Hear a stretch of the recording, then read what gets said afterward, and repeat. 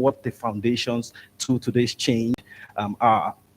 It is always important to have that historical context in order to be able to have a clear picture of what has happened and why we're where we are. I think that's really important because it is difficult for some people to grasp where we're coming from and to properly understand how to situate this latest development within the context of the development of Nigeria's power sector. Some people would look at it and say there isn't much to discuss about the power sector, there isn't much to celebrate, there isn't much to be excited about. But so I think it's important to create the historical context. We've had lots of promises.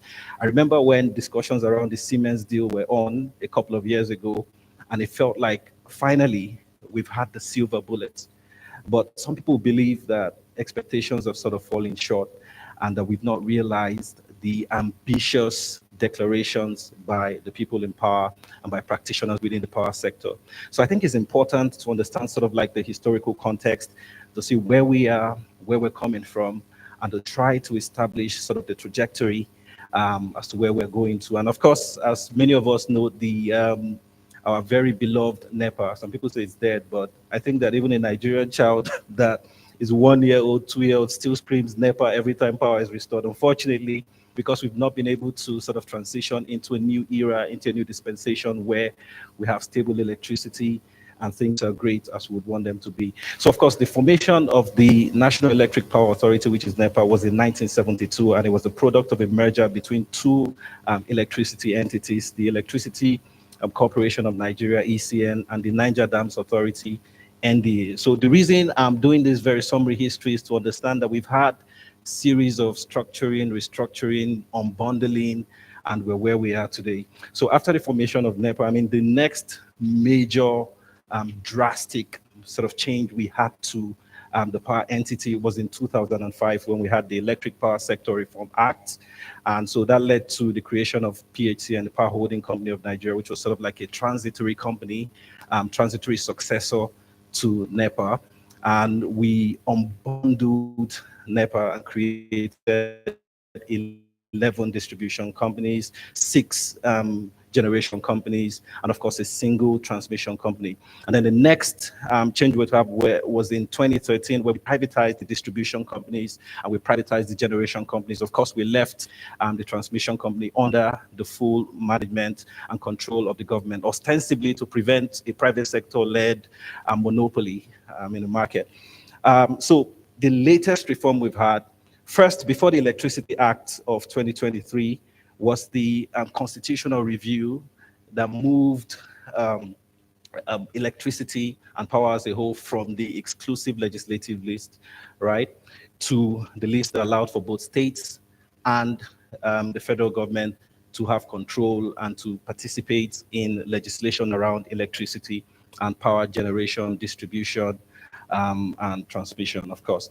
So for the TCN, the latest, prior, I have to say that the functions of the TCN were 3 in 1 before this latest development. So the TCN was involved in transmission services, market operations, and system operations. So you had these 3 functions controlled by a single entity. But with the latest change following the enactment of the Electricity Act in 2023, we have now created, because I think section 15, subsection 1 and 2 of the Electricity Act stated that we needed to have an independent system operator. So for the independent system operator to exist, NEC had to create a separate entity and separate the functions that were prior to that lodged in the same entity into 2 separate entities. So now you had, of course, you still have the Transmission Company of Nigeria retaining its transmission license, which it had in 2006, I think March of 2006.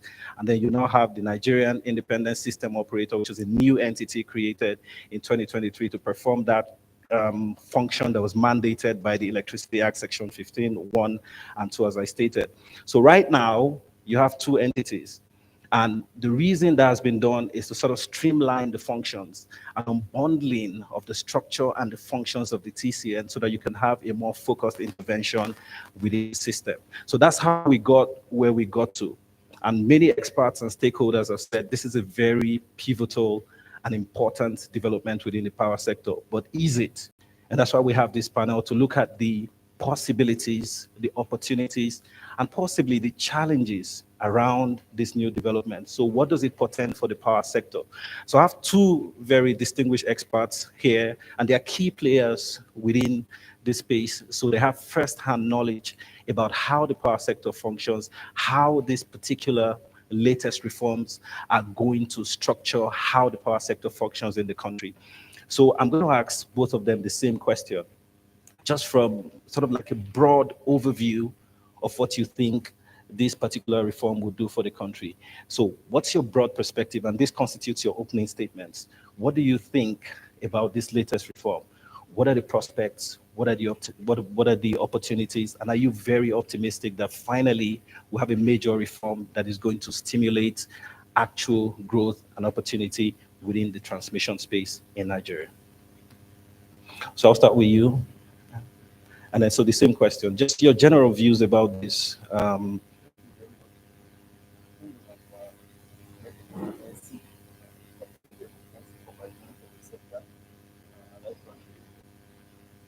think it's left. Hold it. Up.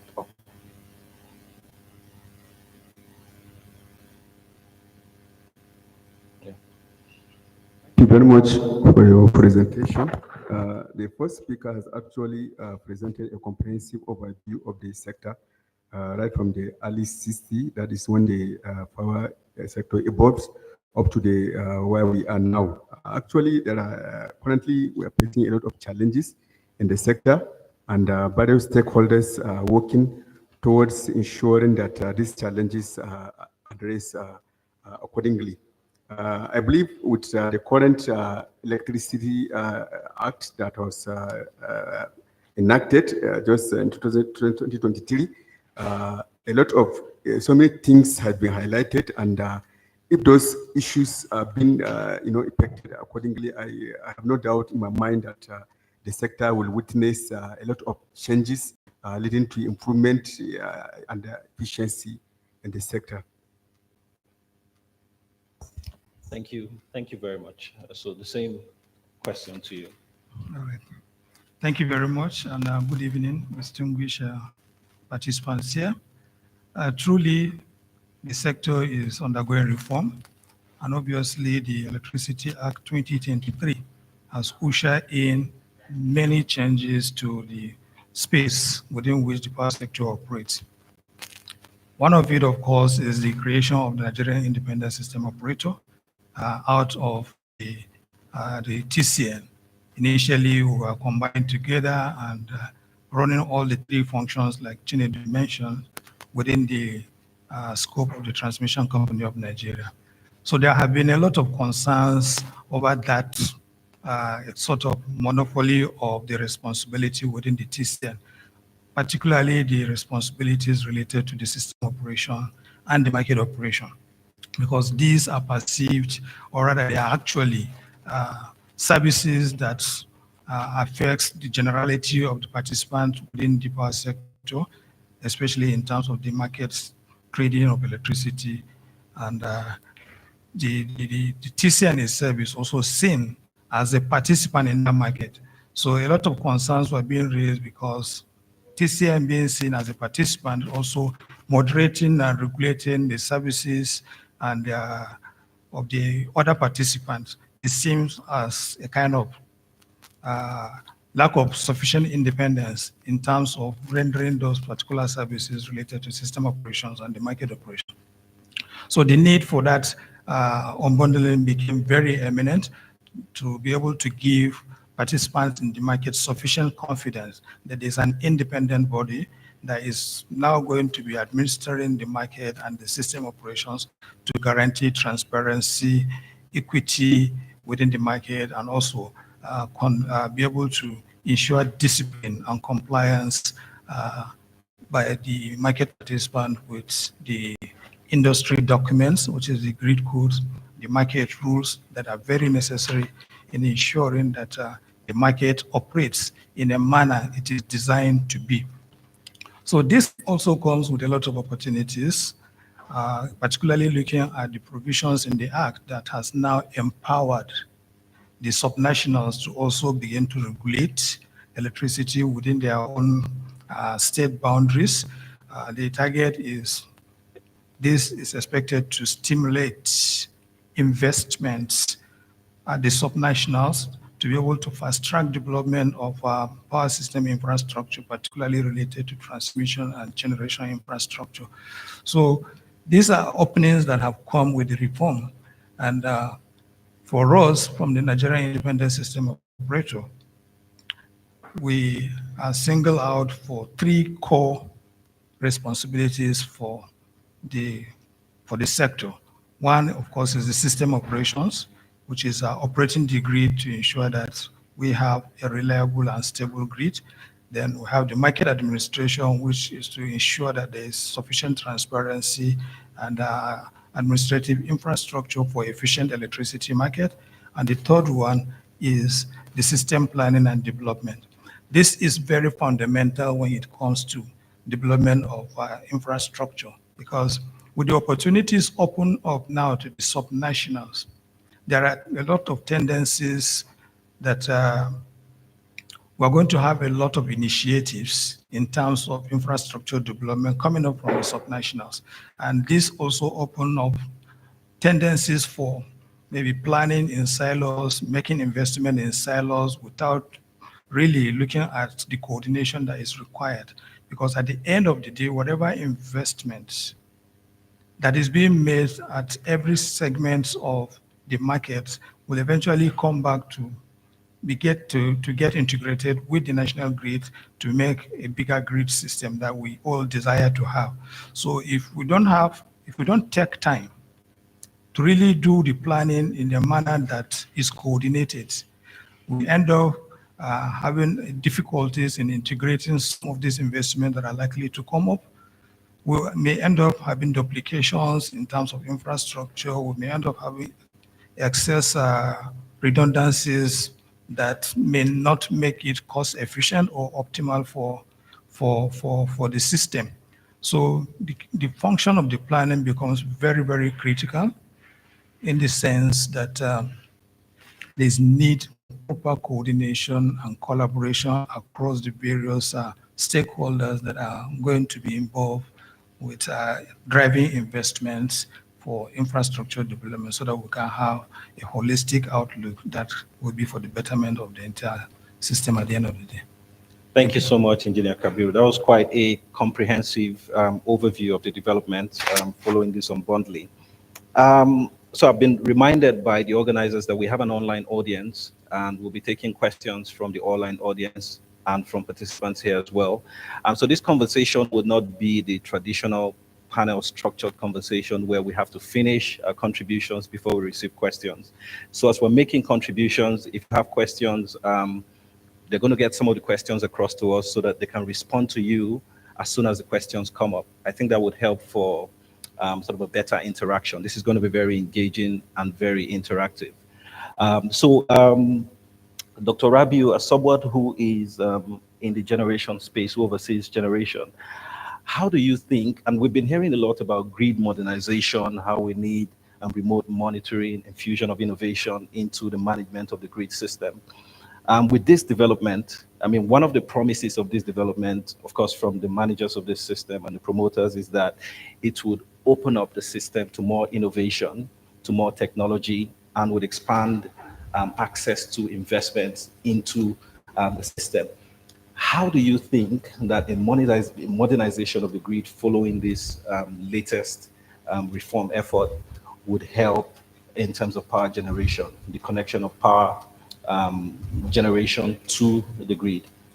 Yeah, thank you for your question. Actually, as we rightly know, modern technologies nowadays are essential for enhancing efficiency and effectiveness across various sectors.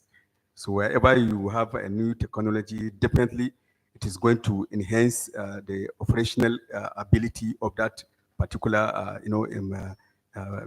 industry.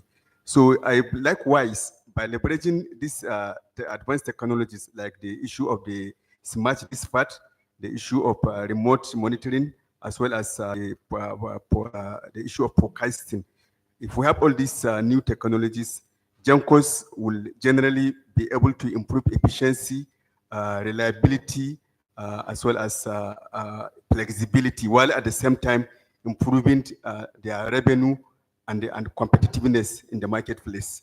So I believe if we have these modern technologies, for instance, as engineers will say, there is going to be a reduction in the the waste. There is going to be reduction in downtime, and at the same time, there is going to be a sort of adjustment in generation accordingly. So at the end of it, it will lead to efficiency and effectiveness in the marketplace, and then there will be a lot of competitiveness in that market arena. Thank you. And I think that's very important because we've seen reforms from other climes as well. The more you open up the system to private sector participation, or at least you create entities that can function almost independently, it invites technology, it invites innovation, and it helps the system to function more efficiently. And I think that's a really important point that you made. Engineer Kabiru, just back to you. I know we've had challenges with wheeling power from the grid to industrial hubs in Lagos, in Kano, for instance. Do you think the latest development would help in easing sort of access to these hubs and help, of course, stimulate industrialization and help promote development within the country? How do you think the latest development will help us achieve that and overcome these challenges? Thank you very much. Yes, congestion or limitation in terms of wheeling power to load centers is something that exists, particularly the axis you mentioned. For example, you mentioned Kano. There's a limitation, obviously, on the power wheeling capacity along that corridor to be able to deliver sufficient power to Kano Distribution Company and, of course, in extension, the industries that are domiciled in that area. The reform as it is definitely going to bring opportunities for us to address some of these concerns, because in the past, majorly the challenges we have related to delivery of most projects have been largely funding, and together with other problems that for me slightly easier than getting the funds. So, but with the reforms going on and with the expectation that there's going to be huge transparency in the market, funding opportunities will open up for the sector, particularly coming from private sector, to be able to make investment. And the good thing is the Electricity Act has already opened up the sector for private sector investment by granting opportunities for independent transmission, network development, independent distribution network development, and what have you. And of course, opportunities are there for private sector financing that can be driven through different forms of public-private sector partnerships that will ensue and, of course, be able to attract this investment through the transparency that will be available in the system. If we are able to establish, for example, bankability in terms of project preparation, that would be able to give investors clear visibility that, look, I can invest in this. It's a bankable project. It's something that can recover its costs. It's very easy to get investors to support in the area of transmission system infrastructure, thereby accelerating development of this infrastructure to the extent that it can deal with some of the areas that are congested and be able to have sufficient corridors for power evacuation. So for me, there's opportunity substantially for private sector investment, and this will be backed up by efficient operations and market, so that investors will have a line of sight as to I recover my costs. Point. I forgot one of the most important house rules, which is to turn our phones on silent so that we don't interrupt the conversation. Thank you so much. In case this is your first time in this venue, there is a restroom just to my right, in case you need to use the restroom as the conversation progresses. I'm going to ask you a very quick question, and this goes for both of you. Do you think the ghosts of the not so successful privatization exercise and restructuring of the power sector will hang over this latest development? Do you think investors would be enthusiastic about the opportunities, or they'll be very cautious given the challenges that we've experienced? What's your, and I know you're government people, and I'm also partially in government, but I just want to get your general perspective on this, because I think these are the important questions that our audience and the listeners are wanting answers to. Is this just another promise that may not sort of stimulate sufficient investment interest? Or do we really believe that this latest reform is credible, has the requisite integrity, and would have the internal corporate governance for these new entities that would attract sufficient investment into the space? I believe that this reform creates good opportunity for investment, and also believe that it's already getting a lot of interests from private sector coming up to express interest in investment within the sector. So the reform has laid in a solid foundation for this private sector investment to happen. What we need to build on the current state of the reform is to ensure that we are able to sustain the positions of the laws as established by the Act, and of course the relevant policies of government that support private sector investment. For example, a strong PPP framework that can drive this investment and give clarity in terms of I'm trying to get the right word, that gives clarity for the investors in terms of getting The return on investment? legal frameworks that gives them protection for the investment, because no investor will invest where the frameworks are clear to give sufficient protection for its own investment. So we need those frameworks developed, like the PPP framework that is clear and sufficiently backed up by necessary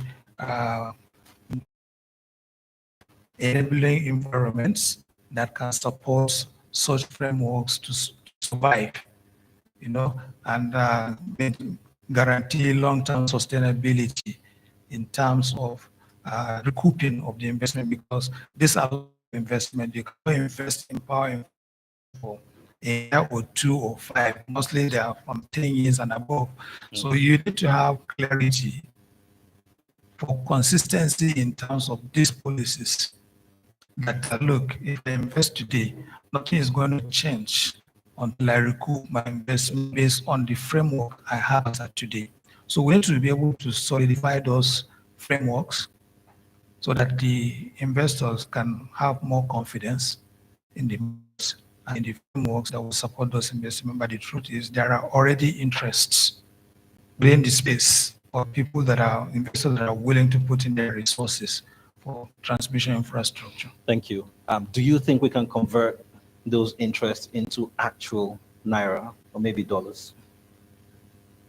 Yeah, I think just as you rightly pointed out, the reform process will actually bring about high investment, and particularly if we're able to identify some of the barriers that actually prevent investors from investing in these sectors. For instance, the issue of these commercial barriers, such as the tariff structure itself, is very important. So if we're able to look at those areas and try to, identify a cost-reflected tariff that is always making investors, get away from investing in the sector, I think it will always, it will bring them to fruition. Also, the issue of regulatory barriers. There are so many regulatory barriers that actually is preventing investors from coming into the system. So with this reform, and when we ensure that these barriers are actually identified and maybe given a sort of necessary guides or corrective measures, I think investors will be comfortable in the sector. Thank Thank you. I mean, that's a very upbeat response. I hope that we can sort of convert the interest we're beginning to perceive within the space into actual investments that would help propel the sector forward. I don't know if we have any questions from the audience now in response to any of the contributions made here before we proceed with, thank you. Could you please introduce yourself? Where's the microphone? And then just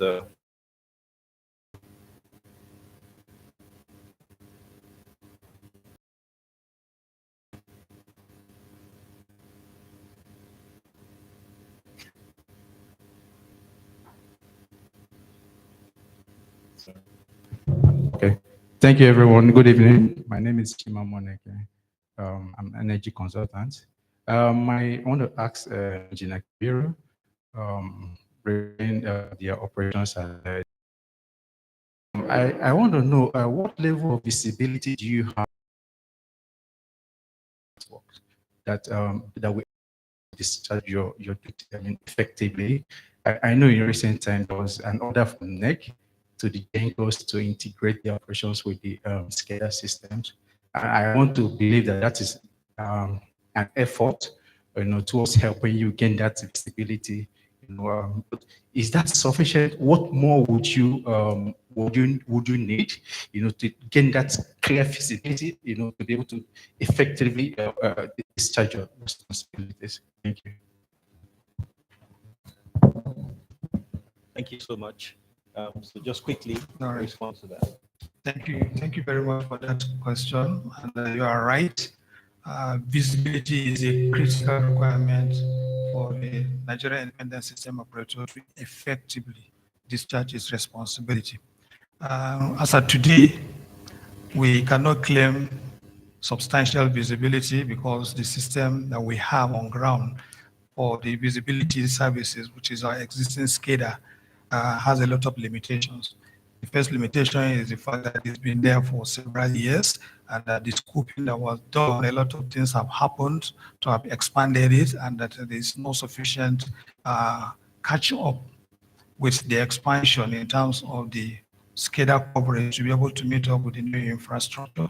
And of course, the aging of the facilities has also affected a number of parts of that existing SCADA system are not quite functional. So that has limited the visibility with significant. However, a lot is also being done to ensure that we have make up for such deficiencies that currently exist in the system. Apart from the fact that there is a brand new project ongoing right now, establishing a comprehensive SCADA system that will cover for all the entire grid now, currently ongoing and has reached advanced stage, that will guarantee visibility across all the substations, all the lines, all the power plants. We are also currently working on a stopgap solution that will be able to give us enhanced visibility pending the completion of this ongoing SCADA project. And we are adopting a different technology using Internet of Things to be able to deploy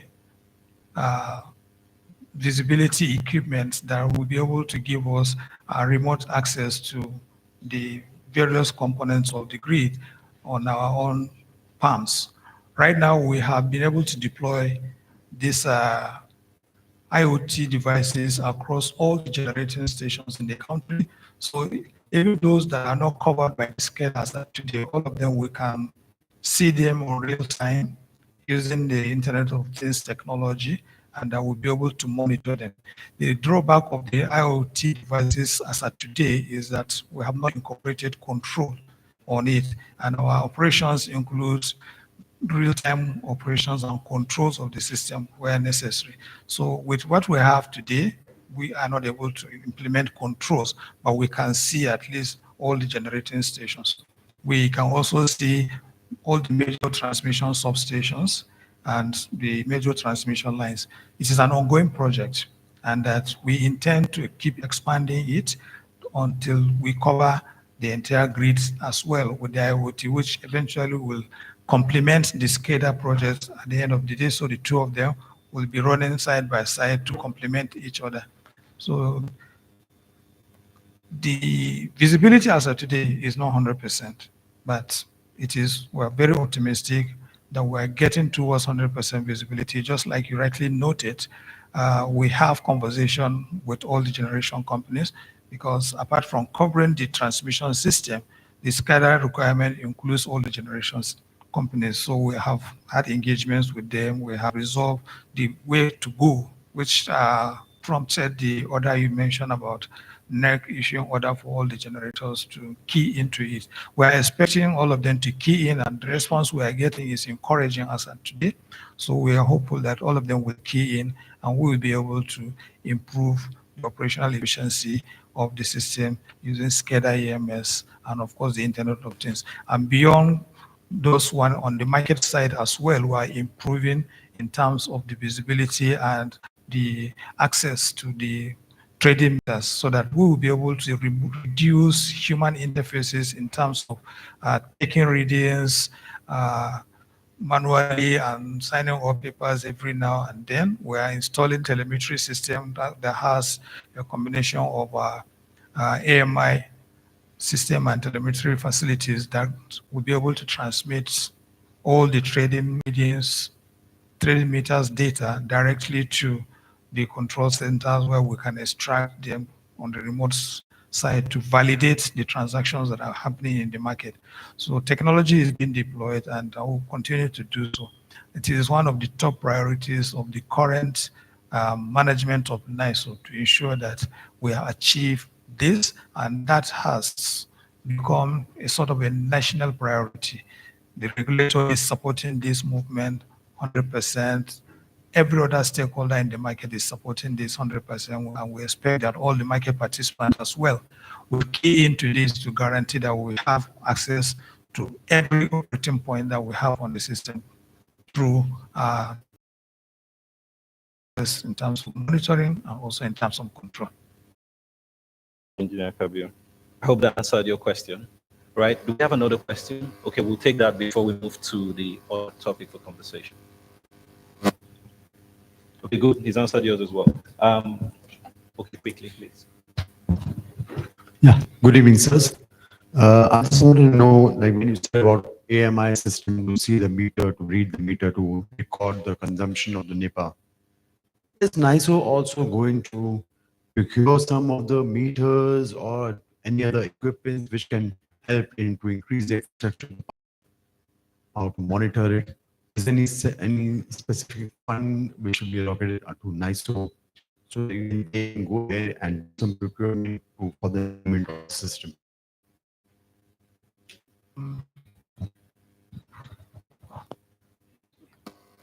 Thank you very much. So, because that is part of the requirement for us to operate efficiently, having access to these meters in terms of reading them efficiently and on time, it's a responsibility on NISO to deliver that. We already have an architecture we are developing that will facilitate this deployment of this technology. And of course, we have already secured approval of the regulator in terms of securing the funding for implementing this project. So we may not be directly buying meters, but we are going to buy the technology that will access the meters and transmit the readings to our process systems for us to be able to discharge our responsibility. So we buy the head-end equipment and facilities that can drive the process as well.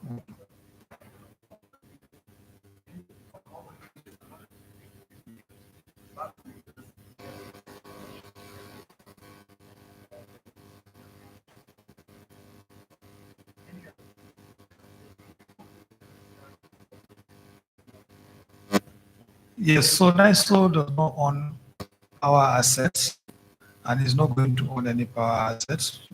The procurement of transformer or transmission line is left with the function of the transmission company of Nigeria, TSP, and they are also properly being guided by the plans that are coming up from the Nigerian Independent System Operator, identifying critical areas that requires reinforcements, upgrades, expansion, and optimization. So based on those guidance, transmission company of Nigeria now make investments to deploy those equipment for system improvement. Just quickly, what's the role of the FGN Power Company? I think that sort of provides additional support for capacity expansion, acquisition of necessary infrastructure for grid capacity upgrade, and also I think that's important to know that there are, sort of additional platforms by the government providing, and I think the FGN Power Company is also managing the Siemens deal, which would significantly contribute to grid upgrade and modernization and capacity expansion. So I think that's important, sort of like a integrated effort at expanding grid and modernizing the grid. So that's important. So the next question, I want us to thank you so much, the audience, for the questions. The next subject I want us to focus on is something that sort of generated concern. And there's been some warnings expressed by the regulator, legal practitioners, and all, because this is not the first time we're seeing conflict of laws and of regulatory frameworks at the federal level and at the state level. Now that electricity has moved away from the exclusive legislative list into the concurrent legislative list, and I think that's in part 2 of the second schedule of the 1999 Constitution, it means that states can now create their own electricity market and can get actively involved within the power value chain. But there is the potential for conflict and for clashes and for confusion. So this question is going to go to both of you, but of course you look at yours from the NISO perspective and you look at yours from the electricity market perspective. How can BPE provide support to subnational electricity markets and facilitate a situation where there isn't clashes, confusion, but that we can have 2 smoothly running systems, and it will be efficiently run, they'll be both functional, they'll be both optimal, and they'll benefit the different segments of the now decentralized electricity market in the country. So from the electricity market perspective, how can BPE facilitate this kind of parallel, efficient run of the power system? Okay, thank you so much for the question. Already the Bureau is working with some of the states as well as the regulator, the federal regulator, to ensure that duplications of efforts are being avoided. I think about 7 or 8 states have already established their regulation, their market regulation. And we all know that since this is a new thing, definitely there may be some challenges, such as in the area of market inconsistency, the issue of robust infrastructure. There is absence of robust infrastructure in most of these states. And also the issue of interstate cooperation, because you see that between KJ and ECO, they have to establish 2 companies within the same state. So there are so many issues actually, and I believe the BP is working to ensure that those issues are resolved, particularly in the area of coordination and collaboration. So we are always trying to ensure that there is sort of collaboration and coordination between the state and the federal electricity regulatory commissions. We're also trying to ensure that these states are given necessary support in the area of maybe technical support and even in the area of training and capacity building, to ensure that we develop the capacity of the state so that they can be able to, they can be able to work on issues.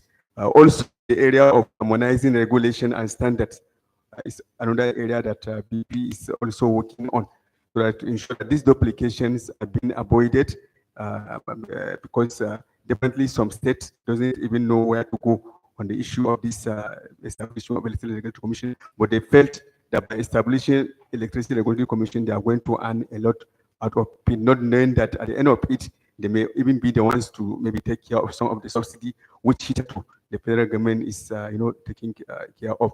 So the Bureau is already working with some of these states that have already established their regulatory commission, as well as the federal regulatory commission, that is the NAC, the National Regulatory Commission, to that these conflicts and duplications are being avoided.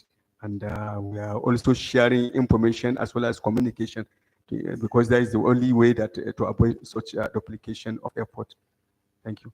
Thank you so much. And I think that's a very important point. In law, we call it the doctrine of covering the field. So a situation where you have, because of the hierarchy of legislative authority established in the Constitution, so where a national legislative body has enacted a law covering a particular area, there'll be no need for a state to enact a law that covers that particular area. And where there is sort of inconsistency or conflict, of course, the one by the national authority takes precedence. And so that's very important doctrine that I believe will be very applicable to this new development. And I think it requires a very delicate balancing act, especially with grid coordination. So how ISO provide support to nationals regarding grid coordination without losing focus on its core responsibility of achieving or maintaining national grid stability. So how do you think they can achieve this, in a smooth, neatly interconnected way? Yes, so the way to go is majorly collaboration, and collaboration. Development has already opened opportunities in it. Now, I'm sure a number of states have regulatory responsibilities. However, the law is also clear about setting boundaries that these transactions will happen or will be consummated. For example, if a transaction starts and ends within the state, it can be 100% consummated within the state. But if there's anything that goes across the border, that means it becomes a national issue because it's now interstate transactions. So for us at NISO, we are collaborating with all the state governments. We have initiated already towards getting engagement with all the state governments, particularly those that have already taken steps towards establishment of the state electricity market, just to be able to establish a clear handshake on how the transactions within the market from the market side, and of course the technical operations are all going to be managed to ensure smooth integration of the transactions and of course the interfaces of the infrastructure. So collaboration is the key, and that we are working towards that. We'll continue to engage and also provide necessary technical support to most of the states as they require so that we can achieve similar. Yeah, so can you just quickly paint a picture of, in a fully developed decentralized electricity market in the country, in terms of the grid, how would it look like for the subnationals and for the national? Would there be separate independent grid installations at the state level, the subnational levels, and then a national sort of grid at the national level that we have now? So just paint a picture of how the new structure would look like when the states actually develop their electricity capacities. Yes, so in my view, we don't envisage disaggregated grids. Okay. We envisage a bigger grid that have accelerated expansion based on the opportunities available in the states, in terms of attracting investment to develop this infrastructure. However, as they develop them, they end up integrating them with the bigger national grid, and that can be the way for them to achieve reliability and of course sustainability of supply. The global trend is not cutting off grids into pieces, but rather expanding bigger grids. Nigeria as a country is looking forward to interconnecting the national grid with other ECOWAS member countries' grid to expand the grid. So you don't envisage that within us we'll start breaking up. So what we envisage within the development that is to attract investment that can accelerate delivery of infrastructure in those locations that can give them access to national infrastructure, because not all the states have every resources they need to operate independently. It's not enough for you to build a transmission infrastructure if you don't have a generation and you survive. You depend on generation from other locations where resources are available. And in many instances, you discover that it may not be cost efficient for every state to say that I have to build my own system. So for the economy of scales gives a lot of advantage, and of course also guarantee better reliability, because if you are on a system that is small, any small problem brings you down alone. But if you are on a bigger grid, you might have challenges within your local generation system, and you are still having supply from other sources because you are integrated with the bigger grid. So that is the kind of picture we envisage, that going to be a bigger and more robust grid that has sufficient investment at appropriate locations across the subnationals that can guarantee power supply across the Okay, nation. so expectations around mini grids, more cleaner grids that are sort of decentralized from the national grid. How do you think that would play out in this envisioning of a single massive national grid? Yeah, so we look at it from least cost investment decisions. There are locations that are not immediately viable for grid infrastructure. And because they are not immediately viable for grid infrastructure, you make investment through mini grids and off grids to service them. But as the demand evolves and their consumption develops, their power infrastructure requirement expands, the grids now extend to envelop those mini grids and whatever you call them to join the major grid so that they will achieve better services and, most importantly, cheaper services. Because the smaller systems are mostly more expensive than the bigger systems. So it's cheaper for you to be on the bigger system. So at the long run, most of those mini grids, isolated grids that are being developed are for difficult to access areas by the grid, and those areas that grid investment is not commercially viable at this time, but going forward into the future, they can integrate and become part of the major grid. So our goal should be continuous investment into expanding the national grid so as to accommodate more areas of subnationals and facilitate sort of holistic development of the sector. Thank you so much. I think that's very enlightening and insightful. I don't know if we have more questions from the audience on any of the aspects discussed so far. Any additional questions? And okay, can we take the question from the gentleman, please? And for the online audience, I don't know if we've had any questions come in.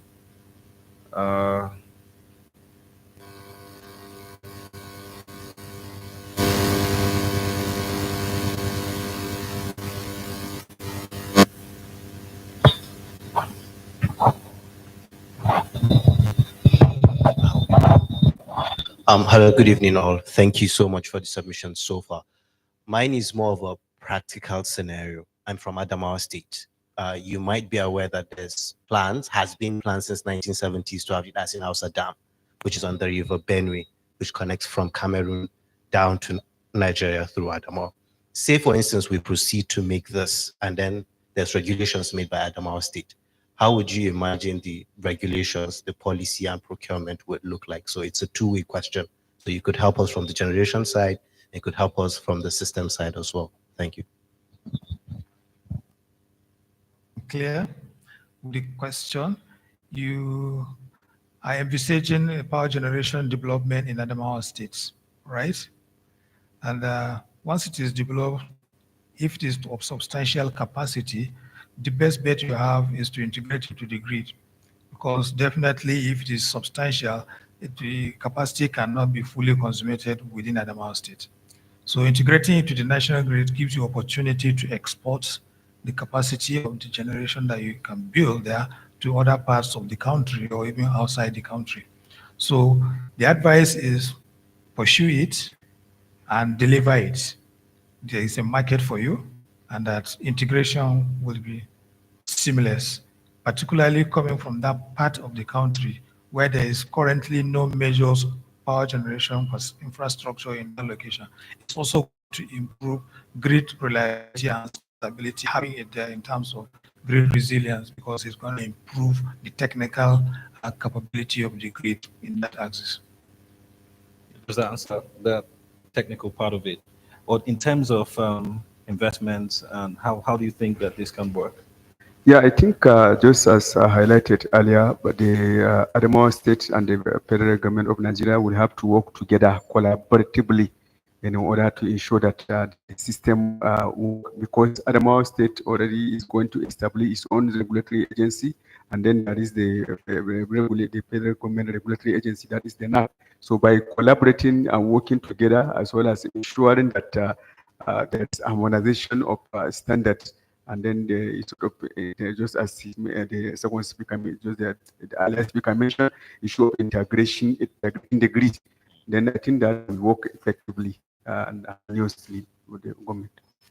Very good point. I think the most important thing to remember is that with the new development in the sector, subnationals are not going to be left alone to sort of determine their fate. It's going to be an integral part of the existing structure. There'll be clear supervision from the national level, and there's going to be very close coordination as to how you translate those local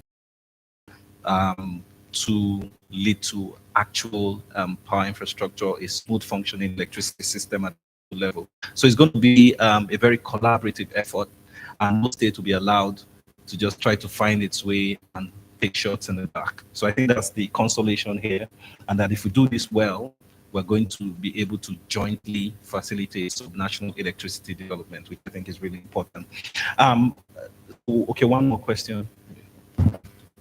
Yes, good evening, sirs. So I just wanted to, one of the two of the objectives, market transparency and to mobilize in the finance. When the investments, and currently when they say they're going to do tariffs, everyone's shouting. But the truth is, when you ask, they say we're still not paying market rates. So what's been done, to try and balance out, investors making their money and also not killing people? It's a very important point, and it's not just a technical question, it's also sort of a socioeconomic and political question. How do you balance out these different realities to ensure that, one, we can foster industry development and get the buy-in of the people? So people need to actually see proof of success and see a clear picture of the possibilities of the arrangement before they can actually commit to supporting it. How do we, that brings me, I'm going to tie his question to the question I wanted to ask you earlier. How do we create bankable projects? I mean bankable projects within our peculiar socio-political and economic context in terms of project preparation, having clear financial modeling, scenario planning, a clear plan with substantial return on investment, a clear path towards industry development, investor buying, benefits from investing, all of that within the context of the challenges that we have within the system, the broader socio-economic and macro challenges. And I mean, so when we speak about bankability, people don't seem to factor in some of the social issues that are involved. In some other sectors, you could just put out a purely business plan to investors and say, come in, do this, do this, do that. Apart from maybe regulatory concerns and policy concerns, the coast is almost clear. But for the power sector, because of the troubling history I spoke about when we started, you have to factor in the social issues. You have to factor in the labor perspective. You have to factor in the fact that people have borne the huge burden of cost and all within the sector without seeing commensurate progress and development. So in creating a bankable project from the BPE perspective, you are approaching an investor that with this unbundling opportunities of a reason, how do you sell these opportunities, taking into of the suffering citizens of the country? Yeah, the issue of bankable projects, actually we have to look at the various innovative financing structures that will feel investors will look at them as sort of bankable, and then they can now be able to invest adequately. And that is the reason why when we are, whenever we are doing our transaction, we usually look at the structure of the transaction. For instance, the issue of well-organized PPP, public-private partnerships, we make it well organized in such a way that it will be attractive to investors because there are many forms, and even the PPPs itself, there are many forms of it. So we look at those ones that are adequate, well organized, and we can now attract investors to come into those PPPs.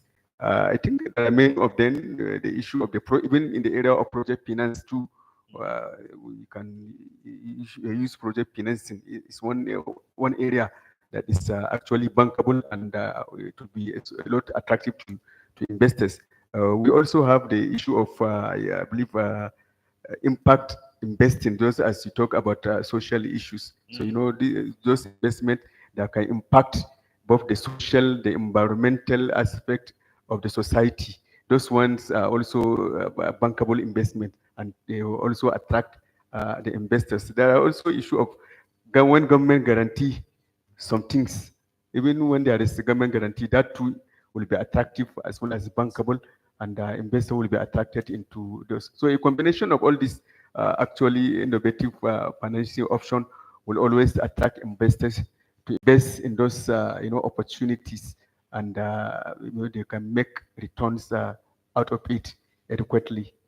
Thank you very much. I think sovereign guarantees are really, really important. Yeah, and they would help give investors confidence that there is a very strong backing from the national entity. I want to give you the same question. So briefly, how do you convince, two ways, how do you convince the Nigerian right now who is on band A, right, that they're still not paying cost reflective tariffs?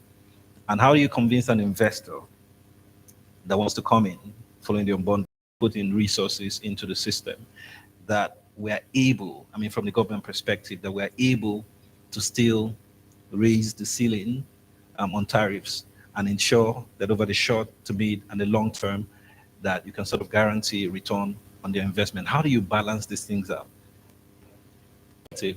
that he was mentioning? This is a complex question, quite well, but it's something that we have to face as a nation to see how we can overcome. Today, customers on band A are paying above the other categories of customers. And, the issue of whether they are paying cost reflective or not, that depends on the numbers that have gone into the modeling and whatever computations that have arrived at those tariffs. And because we are only taking a section of customers to drive this cost reflectivity on them at this time, of course, brings in a lot of assumptions and, of course, adjustments within the model to be able to recover full cost. So I'm not sure whether it is actually cost reflective or less than cost reflective at this time. But what I know that is important is, as a nation, we should be finding way to improve the tariff in such a way that the services can become sustainable.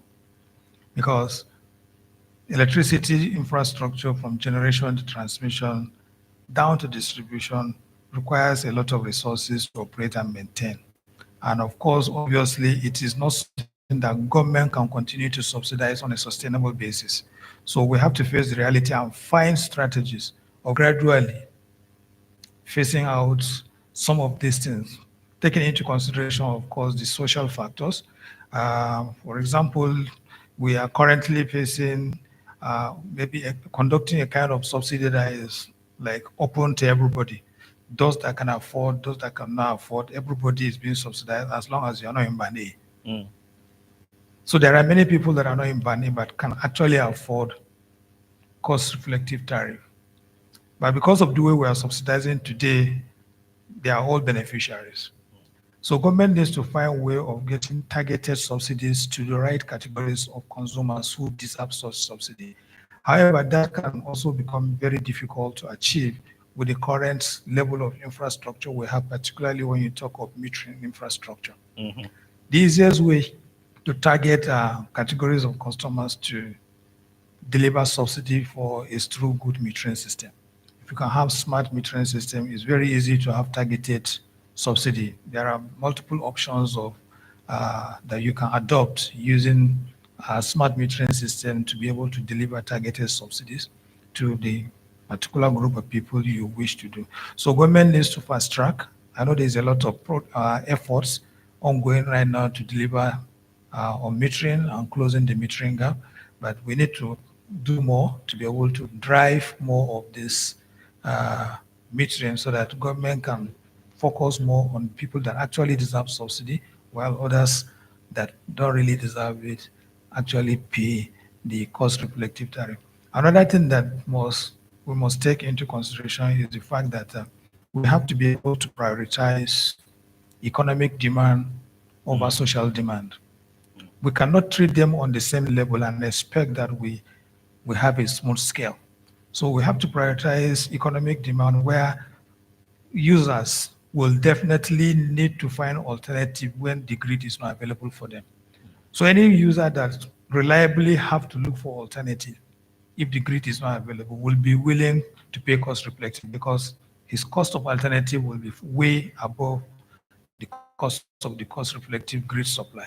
So if we will be able to achieve those kind of prioritization and targeted maybe clusters with commercial demand or economic demands and prioritize them, eventually the subsidy part that we will be implementing will become less, and that some form of cross subsidization can equally happen with minimal effect on the bands that are supposed to be paying the higher rate of the tariff. So that is actually very important for us to see how we can achieve. It's a very good perspective from you. So I think it's sort of an integrated approach. You have to look at the economic, the social, and in fact, political considerations before making decisions of with such system-wide impact. I was thinking while you were talking, before we came on stage, and in fact, before I left the house, a female friend of mine who saw the promo for this event said I should just tell the people to go buy solar panels and then forget about the rest of the conversation. So lots of Nigerians are very pessimistic, and it's very understandable, given where we're coming from and the challenges we're still experiencing. It almost appears like we've promised so much, but haven't nearly as delivered as much as we've promised. I mean, we're falling far short if we're going to be very realistic. What do you say to people who believe every time they see a new announcement of a new reform like this unbundling, who say, well, we don't believe anything anymore? What kind of concrete steps have to be taken? What kind of manifestations of the benefits of the reforms do people need to see before we can sort of earn the lost trust of the people? How do we build reform credibility, if you like, that is results oriented in order to buy back, to earn back the trust and the confidence of the people? And this goes to both of you. And I want to speak to this from a technical perspective. We spoke about bankable projects, and we're talking about things like corporate governance. We're talking about things like measurable results on a progressive scale. What can people see? Some very quick manifestations of the benefits of this unbundling to be able to begin to earn the trust of the people that there is actually a clear pathway to growth and to development within the power sector, at the very least within the transmission space. So for me, first of all, the sector has to be able to demonstrate capacity to be more transparent so that people can see what is going on and be able to have the confidence that what is happening is the right thing that should happen. Yeah. The second thing is we need to instill discipline within the market participants so that every participant play this game by the rules. This is a regulated market and is to be operated as a regulated market. So any player that wants to participate in the market should be able to operate within the ambit of the guiding rules in the market. And if we are able to demonstrate that every player is going to play by the rules, and we're also going to demonstrate transparency in the way things are being done within the sector, particularly things that relate to numbers, to some large extent, confidence will be restored. For example, if I'm being built, I have a small 2-bedroom bungalow and I'm being built 20,000 naira, and somebody is having a 6-bedroom duplex with air conditioners and all of that, and it's being built the same 20,000 naira. It's a disincentive for me as a 2-bedroom bungalow consumer to begin to pay 20,000 naira. Because when I see this man paying 20,000, I feel that, look, I shouldn't pay 20,000. And I believe with transparency in the way we do things, things will get open and everybody will see that what I'm paying is what I'm due to pay. And that will give me an incentive to do it. Transparency in that respect, for example, when it comes to end-use consumers, have to do with meters. If I have a meter, I know what I consume. And I will not contest the bill, and I will pay. And that gives me confidence to pay what I'm supposed to pay for the market. But when I continue to get bill on estimation, and whether I believe or I don't believe I have to pay, I think that is a disincentive. So we need to work on transparency.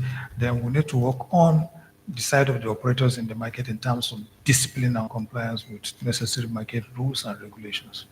That Fantastic. can give some confidence. Fantastic. So transparency, adherence to the rules and to the code, effective regulation, and of course, ultimately, efficient performance, clear outputs, clear outcomes from promise to delivery.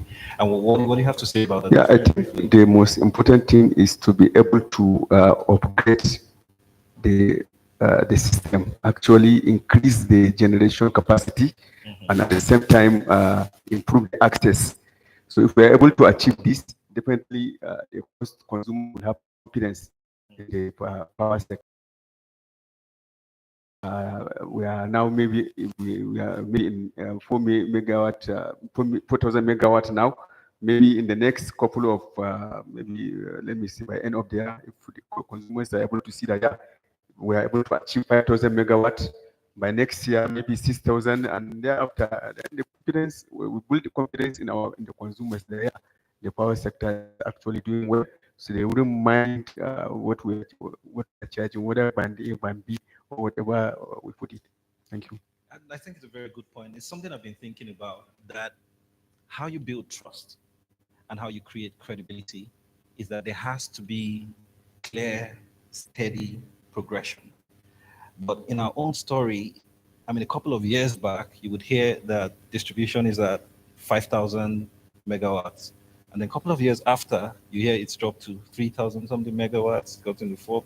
So people can't seem to make sense of what's happening exactly at all levels. I think probably the only part of the value chain that has had some kind of stability in terms of the quantum of capacity is maybe the transmission.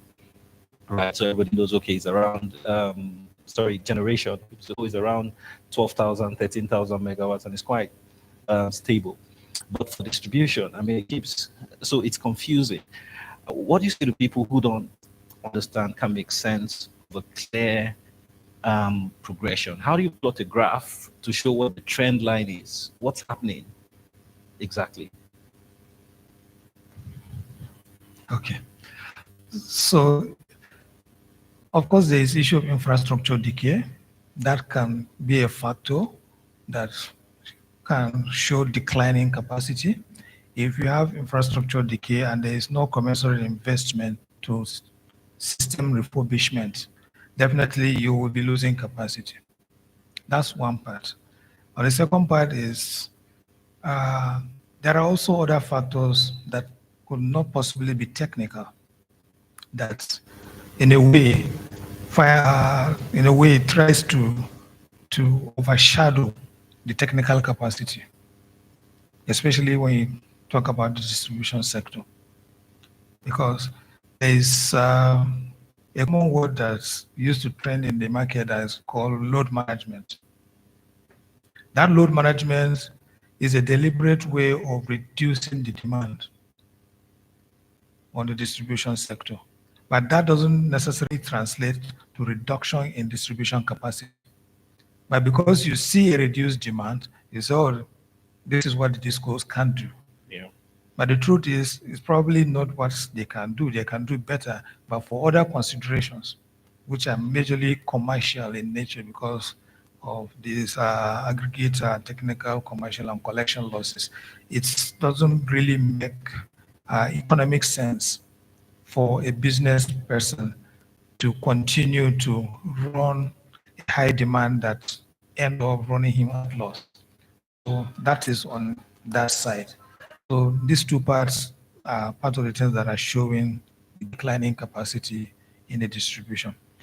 For the transmission, I'm not sure we are recording any declining capacity in transmission. Transmission is expanding, but of course, transmission is just a link Yeah. between the supply source and the consumption source. So the transmission capacity is largely dependent on one, what is being generated, and on the second other side, what is being consumed. So if the demand, the peak demand is 5,000 megawatts, if you have 20,000 megawatt transmission capacity, you can only read 5,000 megawatts because that is what is being demanded by the system. So for now, I mean, just in addition to what you said, to ask a follow-up question. Right now, we're safe with transmission, right? But are we? Because the question I want to ask is, if generation capacity at the moment is around 13,000 megawatts, and then with the potential for massive renewable energy generation coming on board with the reform within the electricity space, how do we scale up transmission to ensure that transmission capacity continues to be on the up, and we're able to accommodate this massive power that's generated with the expansion of the generation system? Yeah, so the first part we need to talk about is the generation capacity of the 12 to 13,000 megawatts that we are calling. That figure is actually installed capacity of the generation plants, and it's not necessarily the generation capacity that is available for generation. What we know that is available for generation is somewhere around 7,000 megawatts. That's the generation capacity that is available. Like if you call on it today, you are expecting to see it running. And even that has its own other challenges that at times make it come lower than the figure that we have mentioned. So for the transmission, there's something we call transmission adequacy assessment, which is often done to confirm what is the adequacy of the transmission system to be able to supply the demand and also be able to evacuate the generation. This assessment is being done every year to confirm what is available and what can be done.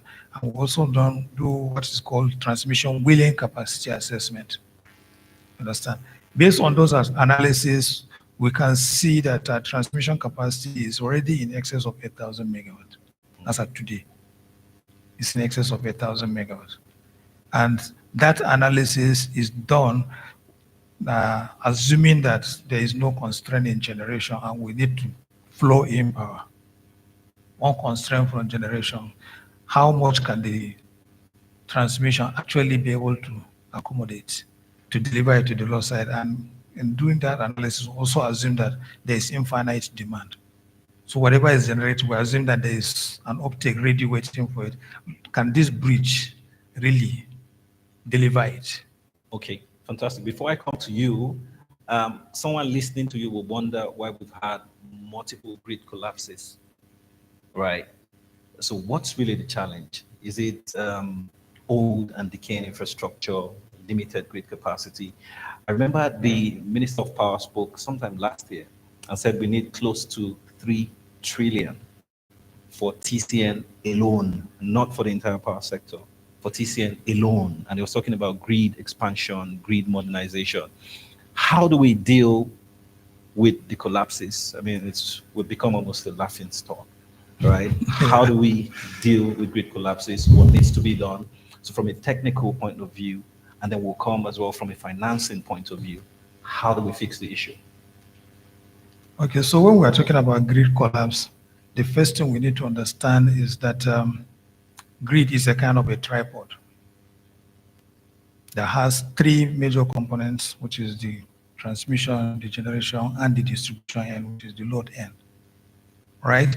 And it's only become a grid when these three are operating in synchronism. If one is not there, there is no grid. So the three must be operating at the same time for you to call that system a grid system. Now, what happens when it collapses?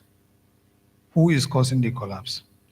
That is also having a multidimensional factors, because grid stability is predicated on two major factors. Number one, which is the fundamental, is the frequency. The second, of course, is the voltage. Those are the two things that can really get your grid to come down. And frequency is stabilized by balancing what is on both sides of the transmission system, which is the generation side and the demand side. If you miss the balance substantially beyond the tolerance level, you are bound to lose the grid. So what are the factors that can make you lose that balance? It can come from any side. If you have a generation and a load on two sides, and they are equal, so they give you a balance. If there's any problem on one side, say a generation, there's a major chunk loss of generation. There could be many factors that can lead to that. But when it happens, you create an imbalance. And that imbalance has a tendency to pull the grid down.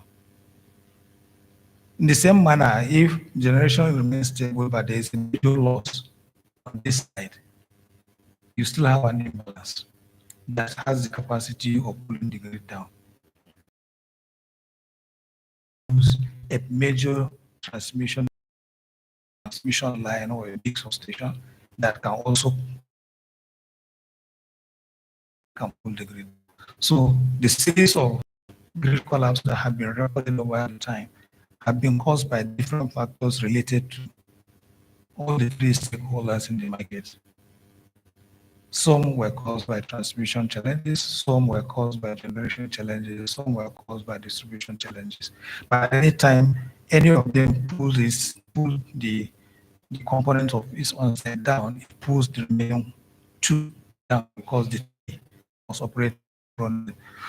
There are ways that we are trying to see how best we can drive stability so that we can reduce the rate of collapse. And that is to be done across the value chain. From the generation side, we have to do what we're supposed to do to ensure generation stability. One of it is to ensure that there is basic primary operating reserve on the generation side, which is what we call the free government operation, that allows every generation plant to have a basic response to dynamic behavior of the demand. If we achieve that, we'll have sufficient flexibility for absorbing shock when there is a shock on either the load side or even coming from the generation side, because the generation plants that are operating will have the ability to respond either by raising their output or by reducing their output in response to that trigger. That is being enforced. We're trying to see how best we can achieve more compliance on that. One of the challenges that is affecting the full enforcement of the compliance include the initial challenge we mentioned about sufficient visibility across board, right? So some of the units will not be able to monitor them 100% to ensure that they are compliant. But once we are able to establish our SCADA system, and we'll be able to see all the GENCOs unit by unit, then we'll be able to know the level of compliance. I will know what to do that enforcement to achieve that part of grid stability requirement. Right now, we have visibility of the generators at a lump sum figure. For example, if a particular power generation company has 5 units, we view it from a single point where all the 5 units output are together. We're extending this visibility factor to now looking at every single unit individually, and that will help us monitor the level of compliance of all the units to the overall system, which will eventually help us improve stability. From the transmission side and across the interface with the distribution, there are a few challenges of protection coordination system, because there's always tendency for faults to happen in the system.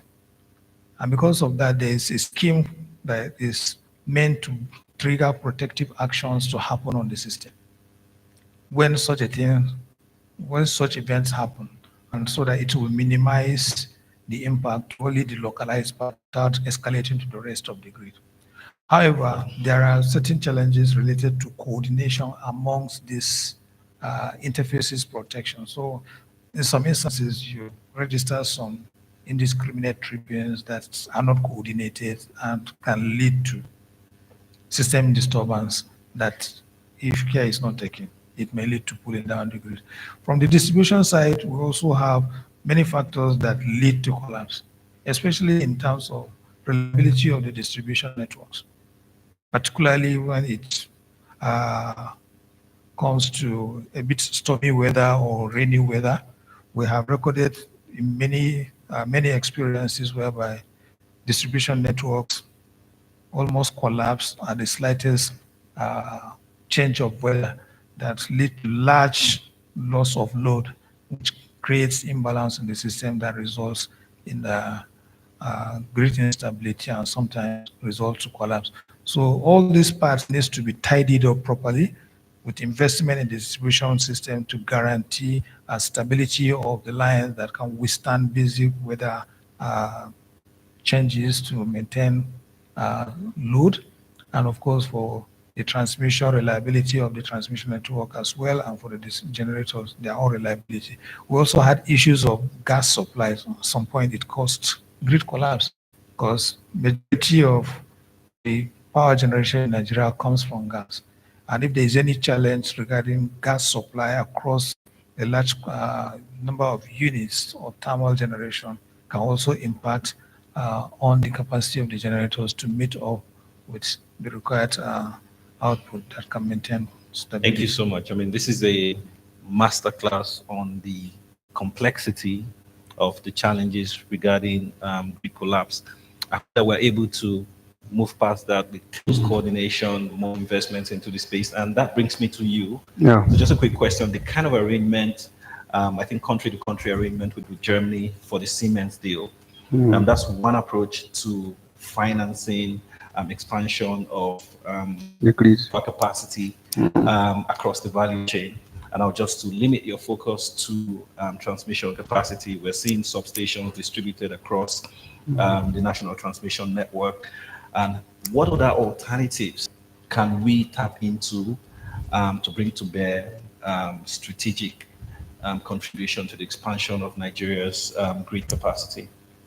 Yeah, I think let me just speak briefly about the issue of the challenges we're having with the generation, distribution, and even the transmission. I think from a commercial perspective, the way we are looking at it is that even though generation may be able to generate substantially, but the major concern has to do, just as you mentioned, the issue of gas. I think just yesterday we received a communication from EPLORING, complaining that the gas suppliers are threatening to cut gas supply to them by 50% because they are not being able to pay for the gas supply to them. And that has to do with the issue of embedded inability probably to pay them what the power they generate. So actually the illiquidity of the sector is one of the major issues. Apart from the illiquidity of the sector, there is this issue of equipment upgrades with regards to transmission and distribution. I think unless and until we are able to upgrade this equipment, particularly that of the transmission, whatever effort we make to increase generation capacity or power supply to the country is going to be, I don't think we'll be able to achieve that. And that's the reason why the minister says that sector requires, the transmission sector requires trillions of naira in order to be able to upgrade the infrastructure. And the way we are looking at it, even though the federal government has not yet given any green light with regards to putting such infrastructure and public-private partnership and other aspect of, I think government alone will not be able to fund the transmission infrastructure. I don't think the quantum of money required to upgrade the transmission infrastructure, government will be able to provide.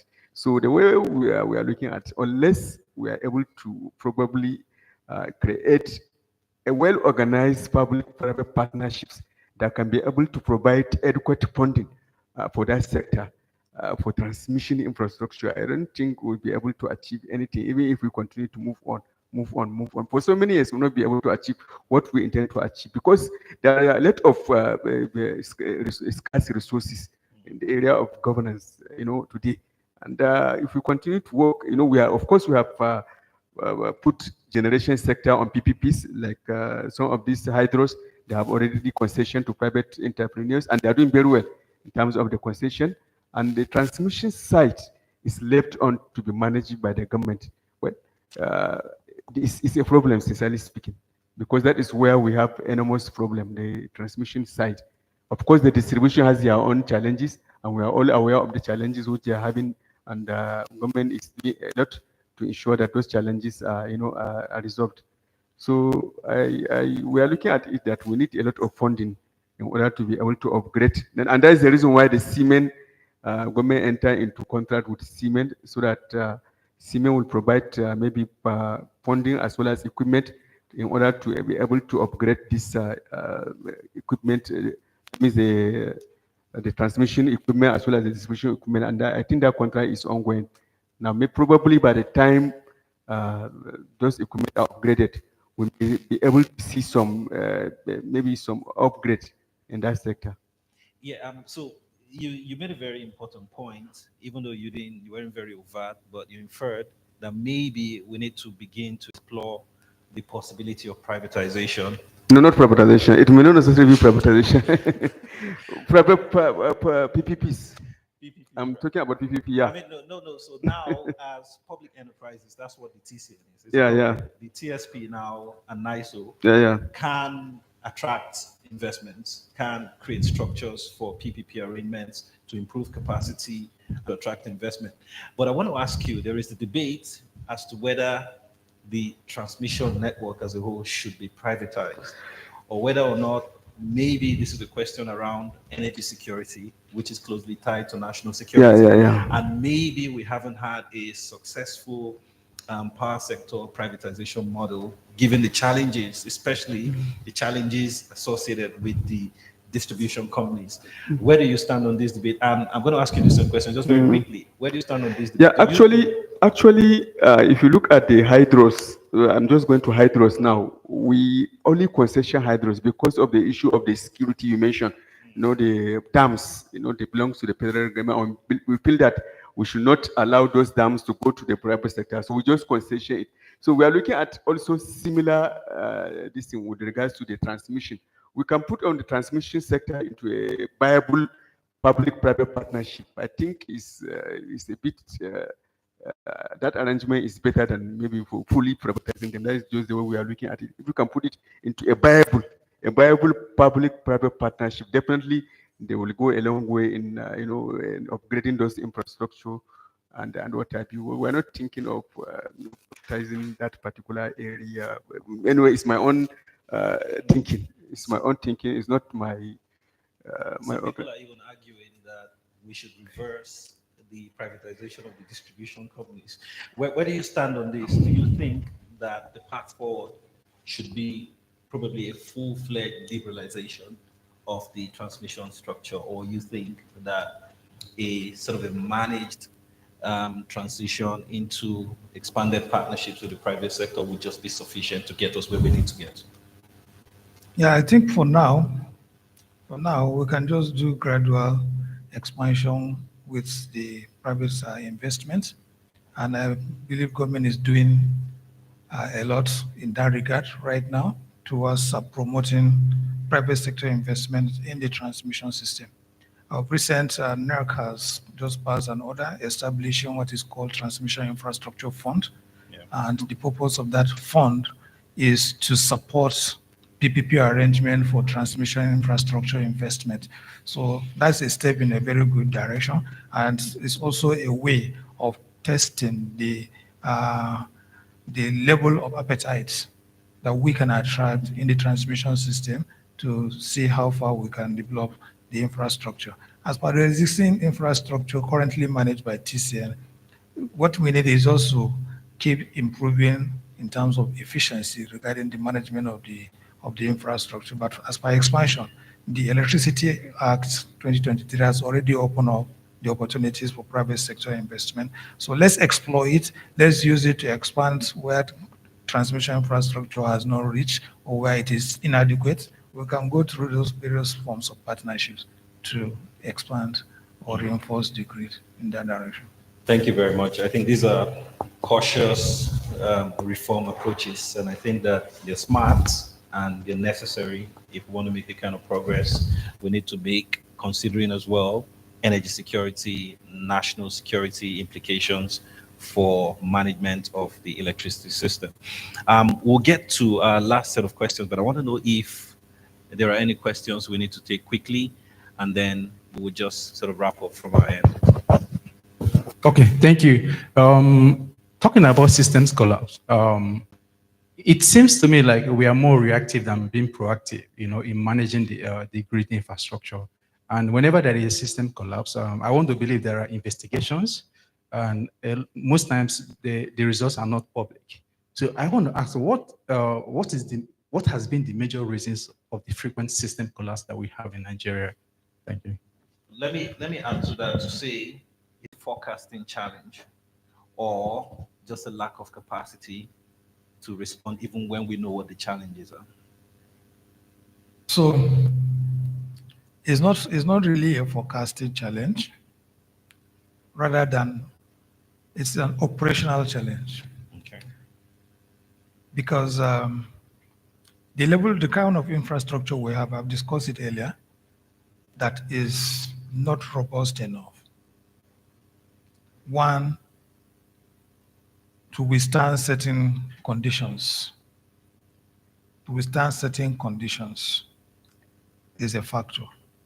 The other factors include the parts from the generator's side. It could be a mechanical failure of a generator.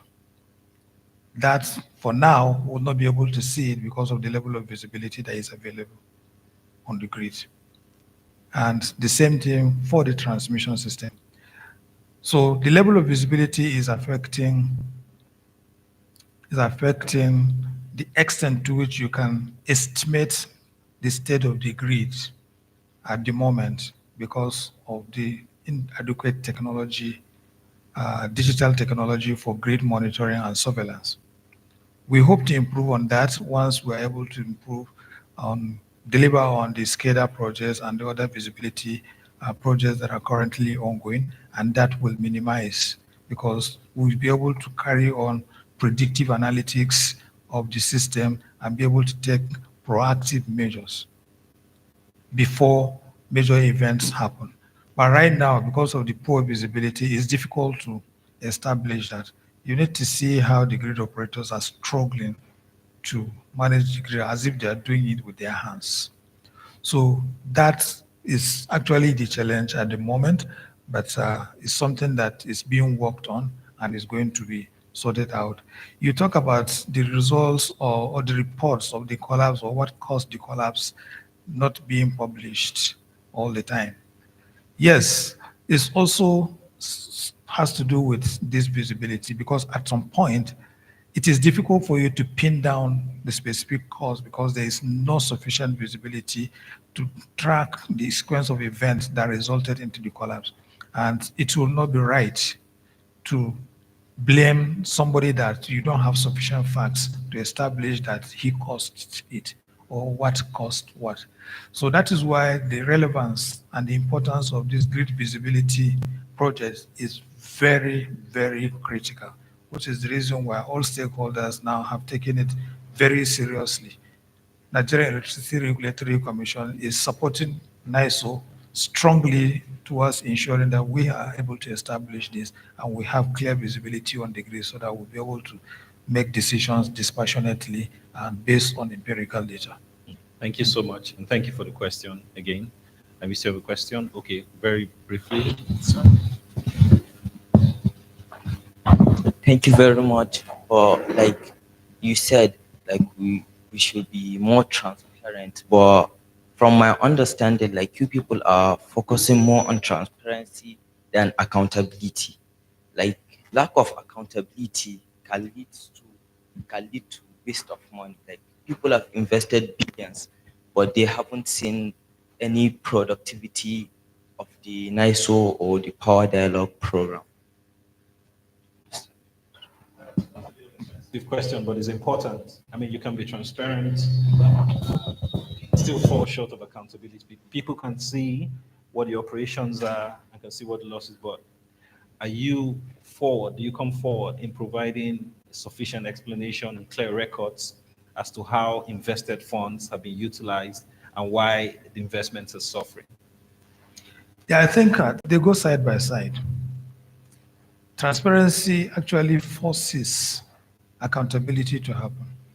Because in most cases, if you don't have openness, you won't even understand whether I'm doing the right thing or doing the wrong thing. But my transparency level can force me to do the right thing because I know I'm now in a glass house and that everybody sees what I do and that, of course, questions can be asked. So if we are able to achieve substantial transparency, we will be bound to achieve accountability because it is easy to hold you responsible for actions or inactions. And to tell you that transparency is already being entrenched in the system is now the plans of the Transmission Company of Nigeria and also that of the Nigerian Independent System Operator are in the public. The regulator insists that TCM must publish its own performance improvement plan. And that is published. Everybody knows its deliverables of TCN over the next 2 years. And if TCN is not able to deliver, of course, nobody needs to ask any question. That means the right things that are supposed to be done have not been done, unless we are able to come out to say, these are the factors that now limited us from delivering on what we have to do. Resource-wise, project-wise, very specific activities are clearly published by TCN and also by NISO on what they must deliver. And for me, that is a major step for holding anybody accountable.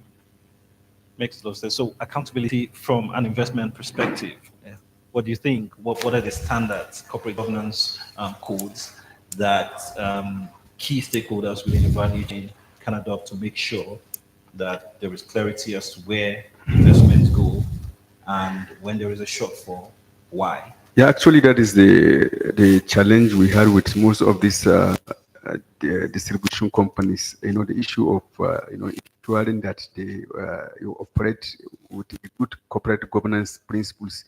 And because of that, so many issues, and so many problems, happens with these distribution companies. So I think the issue of accountability is very, very important because even if you have transparency, if you're not accountable, and definitely there's going to be a lot of problem. And that is what we found from the perspective of the distribution source sector and what we are, witnessing now. The challenges and we are witnessing now with this is the issue of accountability actually, and I believe it's very, very sure accountability in running this distribution and even the generation sector. Only then we have an efficient power sector in Nigeria. Yeah, I mean, I thank you for making a point about internal corporate governance standards. I think maybe there is some hope and some promise because Murphy recently launched the corporate governance scorecard. So the Ministry of Finance Incorporated actually represents the federal government on the boards of all the distribution companies. And so we have some oversight responsibility over them. So we've just launched the corporate governance scorecard to be able to track compliance with international best practices regarding corporate governance. And then at the end of the year, every year, we'll be able to review performance and then reward compliance, and of course, technically chastise non-performance. So maybe innovations like that can help increase some, compliance directives or standard for all the, distribution and other companies currently. So that makes a lot of sense. We are running short of time. I will take an online question, and then I'll take yours. You've asked one, and we will take the last part of our conversation, and then we'll just wrap up. Right? So let me take the online question, and then I'll take yours.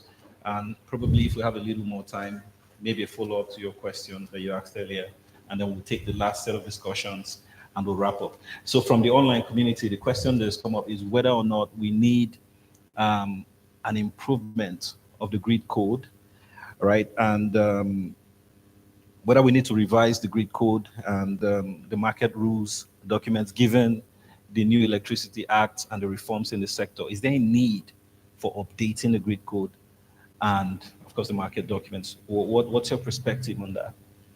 Yeah, that is obvious. There's need to update the grid code as well as the market rule. And in fact, the documents are currently undergoing review. Okay. I know the grid code panel has been very busy of recent, getting inputs and also trying to update the various parts of the grid codes that needs to be updated and new things that need to be incorporated, especially in view of the subnationals coming up, in view of integration of renewable energy and other new developments that are coming up. So the grid code is being amended, and very soon the stakeholders consultations will begin. They'll begin to call for those consultations to get wider stakeholders input to that, and the same thing to the market rule as well. All of them are documents that have to be reviewed. Yeah, I mean, so this is clear that we're still at the initial phases of this new development. The Electricity Act was just passed in 2023. Yep. Beginning to implement that started happening in late 2023, 2024. We're just in 2025. So we're seeing sort of like the beginnings of creating the underlying structure and the propellants, if you like, for the new system. So I think people should be optimistic. And this is actually the best time to be an effective watchdog, to see as the foundations are being laid, as the underlying structures, the substructures are being sort of concretized, and make contributions that can help us build very, very solid foundations and build on them and create the kind of transmission and modernization and expansion and evolution that we want to see within the space. So quickly, your question, we'll take the last set of conversation and then we'll try to wrap up. Good evening. My name is Mashoud Yusuf. I'm a private legal practitioner here in Abuja. My question is, part of the prerequisite of having an effective electricity market is to have an effective dispute resolution mechanism. In the past, there had been multifarious of cases amongst market participants, and some of those cases, because of the inadequacy of the internal dispute resolution mechanism, find their way to conventional courts. And they happen to be a clog in the wheel of the progress in the market. What are the mechanisms put in place to ensure that the dispute resolution mechanism is very effective, given the recent restructuring that has taken place?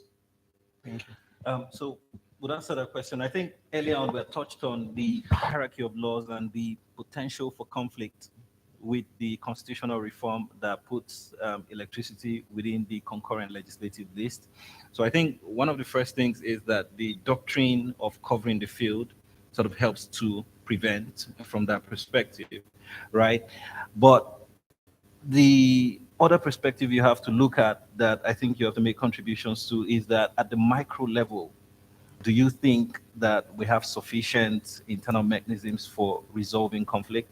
And then now that the market has been expanded, how do you ensure that there are no clashes and duplication of responsibilities and conflict? Yeah, I think there are some form of dispute resolution mechanisms that operates. First, internally within the various organizations, for example, in NISO, within the market operations setup or within the system operations setup, there are mechanisms to raise concerns, and there are procedures for hearing and then resolving those issues. And beyond that level, assuming the parties are not satisfied with that resolution, there is also a dispute resolution panel that is to be established by the regulator for escalation of those issues so that they can be considered at a wider level. I don't know to what extent that has become operational, but I know it has been in the pipeline establishing the dispute resolution panel by the regulator for escalation of issues. And the truth is, in most instances, issues are being resolved, especially basic issues that pertains operations and market. They are mostly resolved within the internal mechanisms and define redress in most instances. So for me, that part is a little bit clear, except for the complexities that are now coming into the market that may trigger more complex issues that perhaps will be requiring escalation, and NEC, I'm sure, will do the needful in terms of putting the higher dispute resolution panel for that purpose.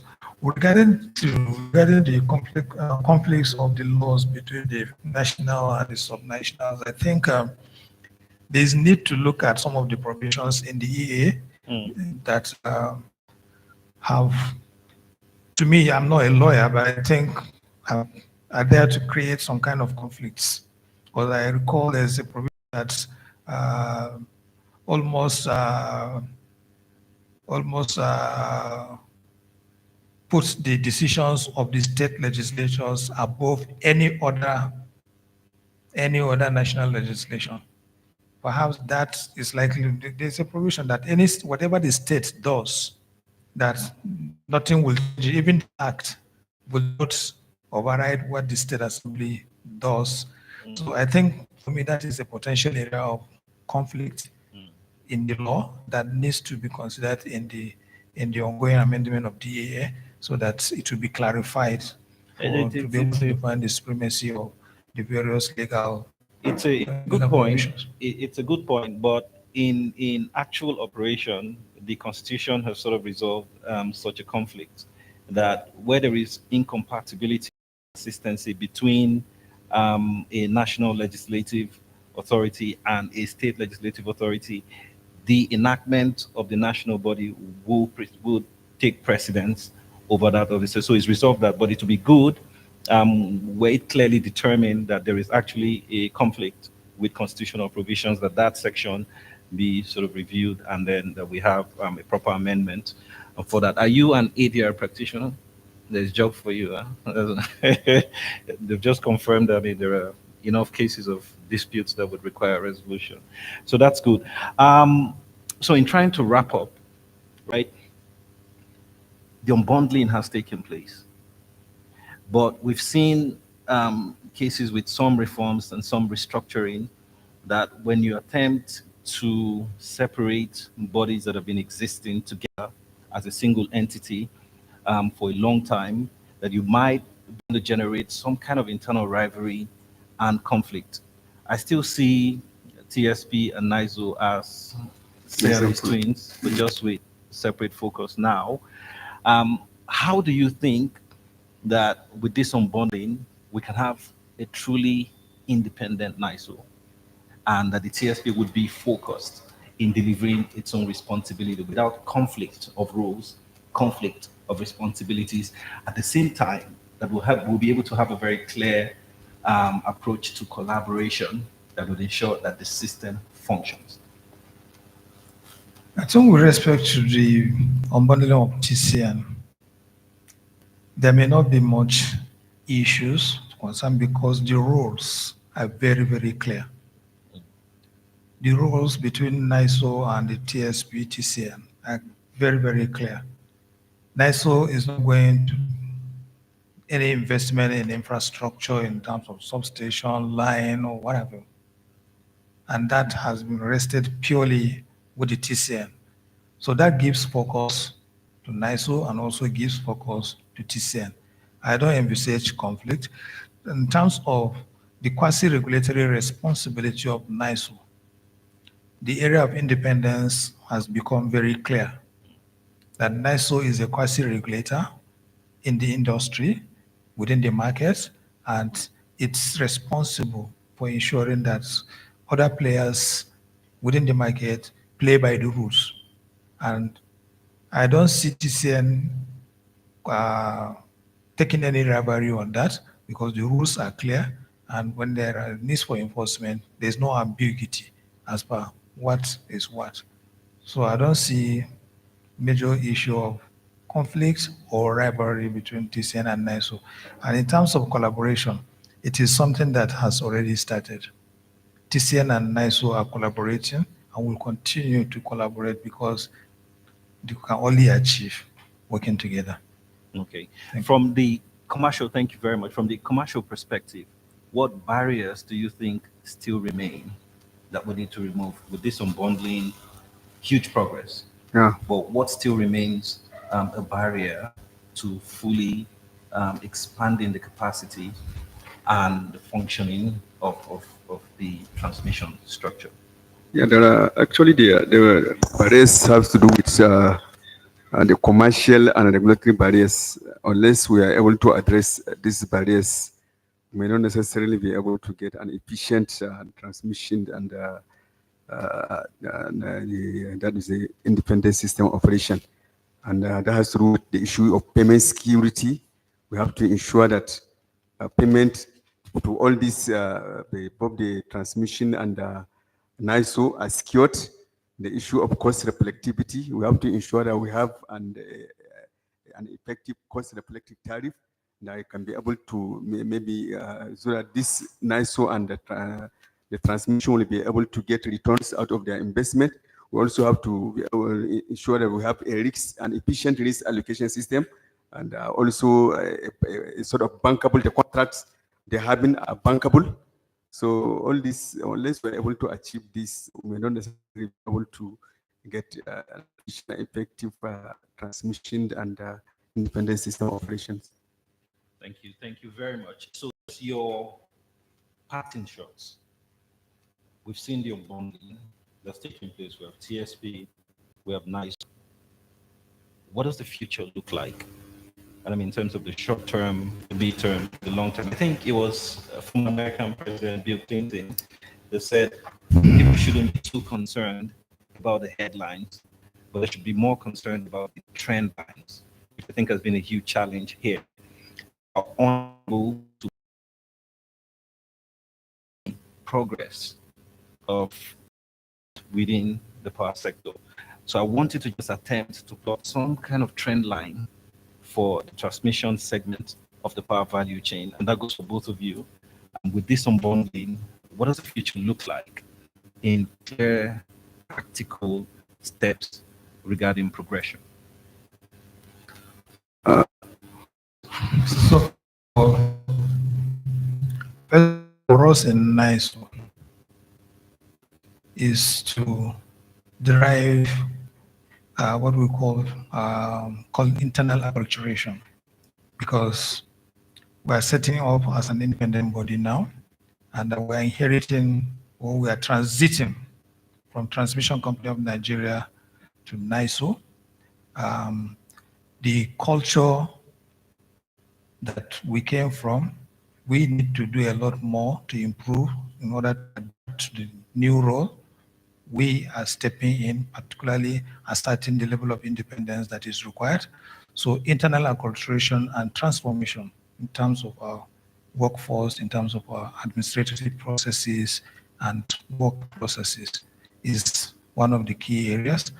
Secondly, we're working towards ensuring that indices that impact on grid operations improvements are being put in place, and that very soon we expect to begin to see improvement in terms of grid reliability and grid stability. We are putting structures in place to ensure that we improve communication, we improve visibility and data transfer that can help in improving operations planning, infrastructure development planning, and market transparency. Those will be the immediate things we want to see how we can put those infrastructures in place and make the results visible for the stakeholders to see in terms of grid reliability, market transparency, and operational efficiency within the system. For the transmission aspect, of course, one of the key roles of the NISO also includes transmission system planning or the general system planning. We are going to be clearly focused on ensuring that plans are being implemented in a manner that they are designed to follow, so that we begin to see direct impact of investments in terms of relating output to input. So as much as possible, we try to ensure that investments are focused in line with development plans that are adopted by the industry stakeholders in line with the provisions of the grid code. That we hope to achieve that. An independent NISO, the number of system collapse would positively go down from now to the end of the year. We believe that with separating NISO from TCN or from the transmission sector will enable NISO to operate independently of the TCN, while TCN will concentrate on maybe taking care of the infrastructure, and NISO will also concentrate on its own work. So we believe from now to end of this year, we should be able to have or to cut down the number of system collapse, which hitherto we have been witnessing before. Thank you. Thank you so much. And this brings us to the end of our conversation. I want to thank everyone who's participated.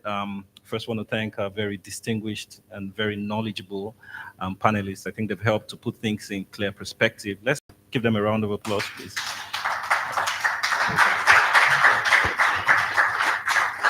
Thank you so much. I think that what is clear is that the unbundling is a significant development in our journey towards a more developed, a more efficient power sector. And open access is crucially important. Modernizing our grid infrastructure is important. Expanding grid capacity is important. Allowing expanded access for the investing community into Nigeria's power sector is critically important as well. So we are hopeful and optimistic that as key stakeholders work towards continuing to expand our transmission capacity and of course continuing to improve the other segments of the power value chain, that would be able to achieve the goals that we've set for ourselves and be able to give Nigeria a befitting power sector. So I want to thank everybody who's here today, and thank you so much for this conversation. I thank NextYear for continuing to advance the conversation on the power sector, which is really crucial. Thank you so much, and that brings us to the end of our conversation. Please, can we give them a round of applause? I mean, this was an impactful and insightful session. Thank you to our panelists for this wonderful session. I think one thing that stood out to me was when Engineer Adamu stressed the importance of transparency to attract investment in the sector. And there were other beautiful things that were highlighted. Thank you to our guests for coming, and thank you to our panelists for coming and for showing up and for giving us, certain information and wisdom. The refreshments are at the back, and the floor is open for networking. Do have a beautiful evening. Thank you.